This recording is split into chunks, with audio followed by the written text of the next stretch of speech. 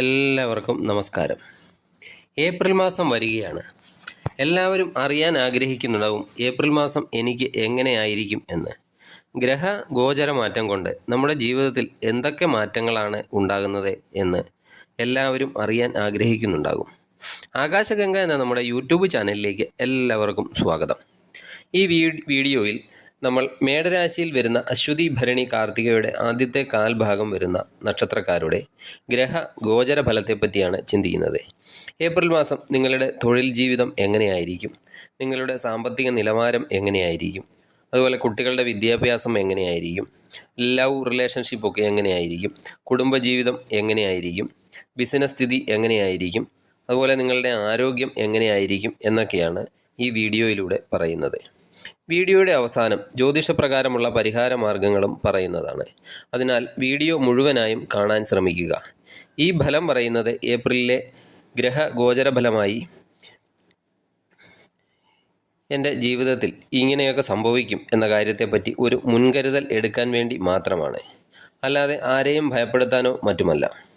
അതുപോലെ ഈ ഫലങ്ങൾ പൊതുവായി വരുന്ന കാര്യങ്ങളാണ്, അല്ലാതെ ആരുടെയും വ്യക്തിപരമായ ജാതക വിവരണങ്ങൾ അല്ല. മേടരാശിക്കാരുടെ തൊഴിൽ സ്ഥിതി എങ്ങനെയായിരിക്കും എന്ന് നോക്കാം. തൊഴിൽപരമായി നല്ലപോലെ ശോഭിക്കാൻ പറ്റിയ മാസമാണ്, പ്രത്യേകിച്ച് ടെക്നിക്കൽ പരമായ ജോലിയൊക്കെ ചെയ്യുന്നവർക്ക്. IT മേഖലയുള്ളവർ, എഞ്ചിനീയറിംഗ് മേഖലയിലുള്ളവർ, അതുപോലെ ഡിഫൻസ് മേഖലയിലൊക്കെ പ്രവർത്തിക്കുന്നവർക്ക് നല്ല സമയമാണ്. ഏതു മേഖലയിൽ ജോലി ചെയ്യുന്നവർക്കും അവരുടെ കഴിവുകളൊക്കെ പ്രകടിപ്പിക്കാൻ പറ്റിയ സമയമാണ് ഏപ്രിൽ മാസം. ജോലിയിൽ പ്രമോഷനൊക്കെ ആഗ്രഹിക്കുന്നവർക്കും അതിനുള്ള അവസരങ്ങളൊക്കെ വന്നു ചേരുന്നതാണ്. ജോലി ചെയ്യാനുള്ള കഴിവ് കൊണ്ടും അതുപോലെ യോഗ്യത കൊണ്ടും ജോലിയിലുള്ള ആത്മാർത്ഥത ഒക്കെ കൊണ്ട് മറ്റുള്ളവർക്ക് ഇവൻ കഴിവുള്ളവനാണ് എന്ന് പറയാനുള്ള അവസരങ്ങളൊക്കെ വന്നു ചേരുന്നതാണ്.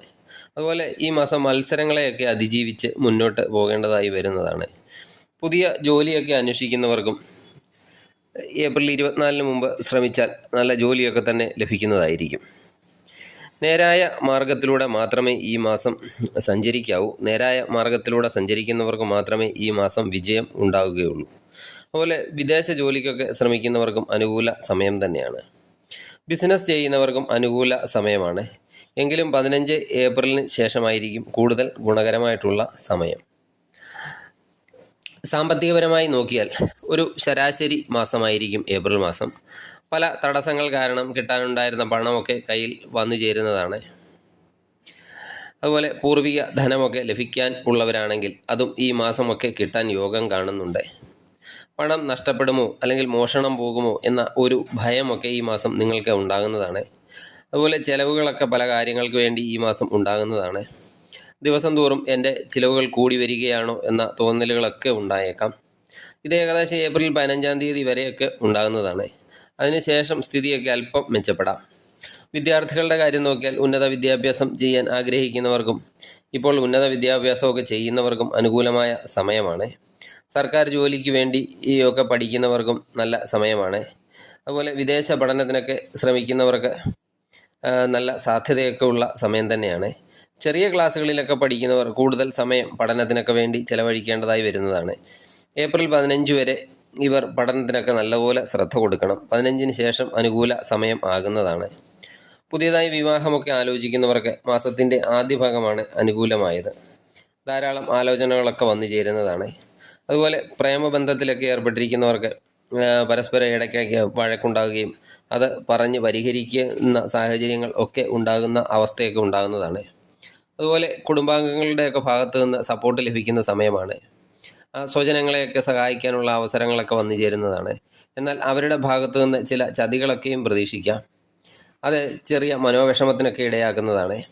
അതുപോലെ പങ്കാളികളൊക്കെ തമ്മിൽ മാസത്തിൻ്റെ ആദ്യ ഭാഗങ്ങളിൽ പരസ്പരമുള്ള പ്രവൃത്തിയിലും വാക്കുമൂലമൊക്കെ തെറ്റിദ്ധാരണകൾ ഉണ്ടാകുന്നതും അതുമൂലം അല്പം പ്രയാസങ്ങളൊക്കെ നേരിടേണ്ടി വരുന്നതുമാണ്.